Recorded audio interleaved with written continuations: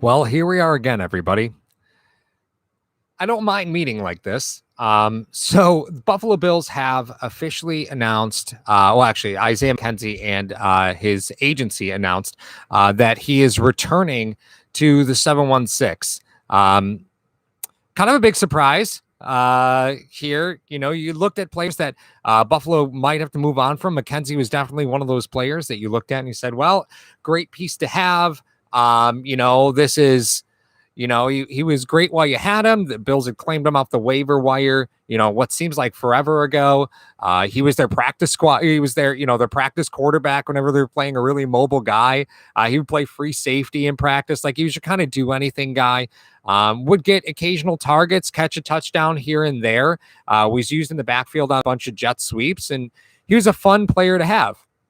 Could return for you. Had a nice game-breaking return at the end of last season. But you looked at it and said, okay, well, money is money, and his time here is probably gone. But Bean puts on his wizard hat, and hence McKenzie is returning. We had heard that there was some interest from Chicago, but that was kind of like the only mainstay interest that kind of stuck around for a while. Was that Chicago was interested. We don't know contract details yet. We just don't know yet. But I will tell you that it's probably pretty close to league minimum. I think that's kind of the feel that you get, that it's probably a 1 year, probably sub $2.5 million deal. Buffalo, technically speaking, doesn't have the cap room for it, but they're really just probably a day or two away from freeing up some money. We'd actually cut a short on how they could free up, as like $7+ million easily with Stephon Diggs without really having to do anything. So let's hit the comments section. Oh, Apex is in. Hey, Mike. Brian Bowers. Yo, Paul. Andrew Evans. Let's go. Dirty's back. Brendan says, let's go. Bob Hughes. This is a happy home with today's news on McKenzie. Go a little dirty. This is, again, like, you take a look at how much cap space the Bills had to start the offseason. It was really none.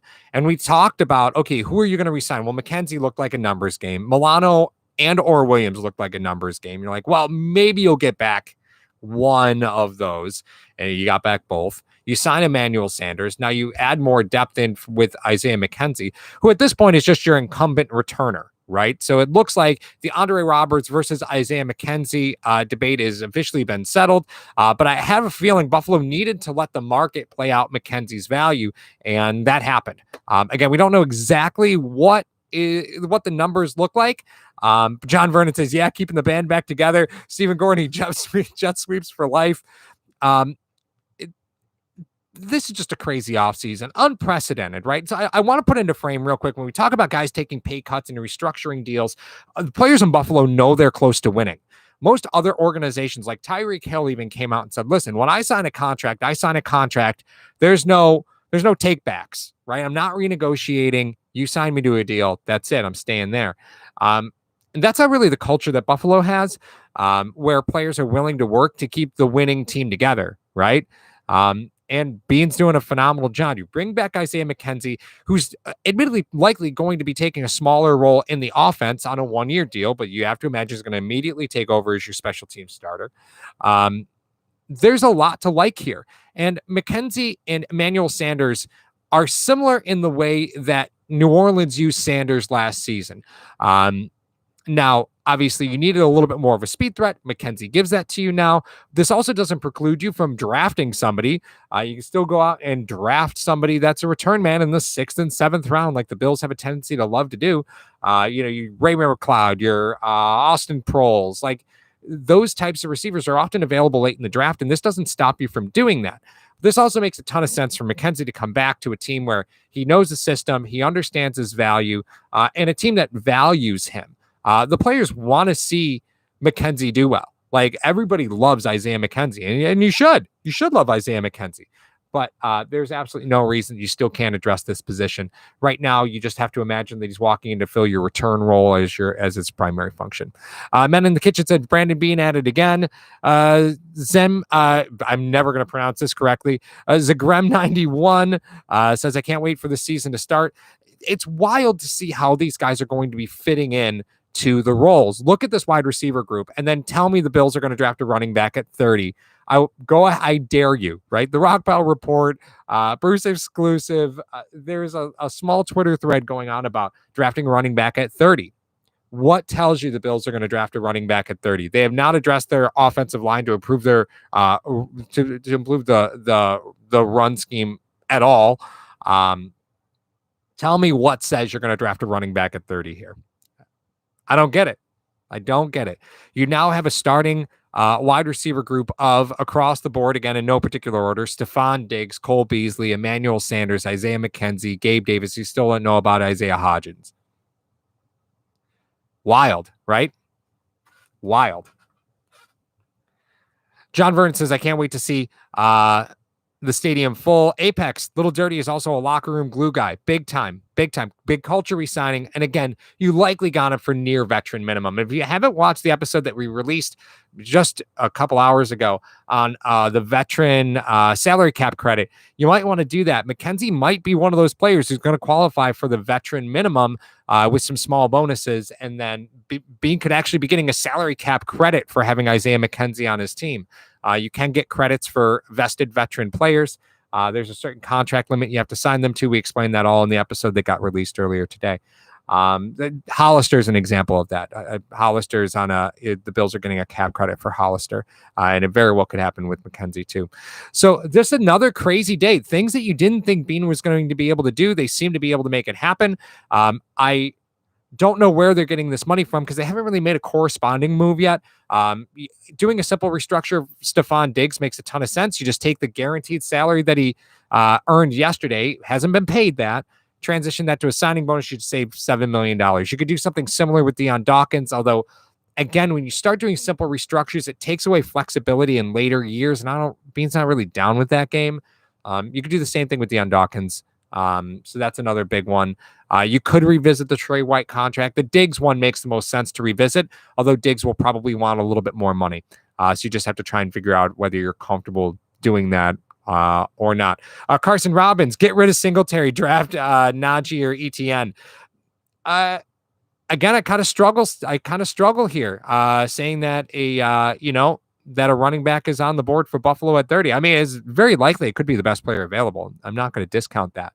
But when you see Buffalo continuing to make moves, they're bringing back a player.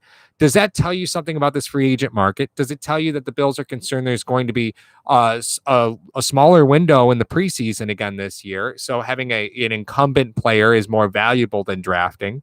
I think it says a lot. I think it's probably cost you near nothing. Why not do it? Let's see. Sports Hub. If Travis, ETN or Najee are on the board, I think we do it. I'm not going to say that those moves don't make you a better team. I think they do. I think there's an argument for Singletary on this roster, given the AFC Championship game. I'm not going to die on that hill today, but I was saying there could be an episode there sooner or later. Offense is set. Draft defense all day is what Apex says. Maybe that's the answer. You definitely have some glaring needs. You need a little bit more linebacker depth. You need some help at defensive end. Getting Isaiah McKenzie for near nothing, again, probably takes an early round look at wide receiver a little bit and pushes it down the board. You're really just looking for a return man, which, guys, they make undersized, speedy receivers every year. They come out of college, often undrafted. So these guys are available on every practice squad throughout the entire league. You could be snagging guys off the practice squad who were former return men. Grabbing McKenzie, that return, I really think at the end of last season is probably one of the reasons why he's back, right? Huge return for him, and to see him step back into a special teams role, I think it'll be a big step forward for him next offseason. Apex was right. McKenzie is glue inside that clubhouse, and everybody knows that this is a tough year. It's a funky year. This is one of the worst years to be a free agent in the NFL. In recent history. This is a terrible year to be a free agent. McKenzie probably would have been worth more out on the open market if this were a normal year, but he's coming back. You had 3 years on the cheap. Looks like you're getting, year 5 now on the cheap. In all likelihood, you won't see an official transaction until the Bills can free up some salary cap space. Remember, Mongo's still technically unsigned, even though they've agreed to a deal that they haven't even put pen to paper yet. So those deals are not finalized. McKenzie, very well could be the same unless the Bills haven't announced any sort of restructure yet. They have to report all that to the league first. The league has to approve it before it becomes official. So that's why a lot of times you'll see things leak from, sources before you see the Bills actually address it. The Bills can't announce anything till the NFL gives them the thumbs up on it, and that could take some time. So I would imagine there's another roster move here somewhere along the way just to try and free up some space. I don't imagine it's somebody being released. It's likely a restructure of some level here or there. I'm not exactly sure what that'll be. Scott Blakely says, great news. Who's getting cut now? I don't think you're worried about anybody getting cut. I don't think you're really worried about anybody getting cut in coordination with this move. You're looking at some sort of contract restructuring along the way. That's what you're going to see out of one Bills drive. They're gonna move some money around to make this deal final. All right, guys, that's it. Another crazy day here at the 716. Isaiah McKenzie has returned. We don't know details, but I'm sure it's cheap. I'm sure it's cheap. Check out the video on the vested veteran. If you haven't subscribed, make sure you hit that subscribe bell. Make sure you turn on notifications as well. If you're not a member of the hashtag Heroes, you want to do that because you get all our episodes early and in advance. I am obviously, Mario is working and so am I, but hey, big news is big news. So here we go. I'm excited. Robert Schell says, interested to see how he does his full-time returner this year. Haven't seen that out of McKenzie in quite some time. Big role change and probably smaller look in the offense, but that's okay. Keeping the band together. All right, guys. Paul from hashtag. Have a good one. Oh, wait, I forgot. Our sponsor, Mr. Rogers Homes. If you're looking to relocate, moving down to Arizona, check out Sean, MrRogersHomes.com. All right, now I'm done. Have a good day, everyone.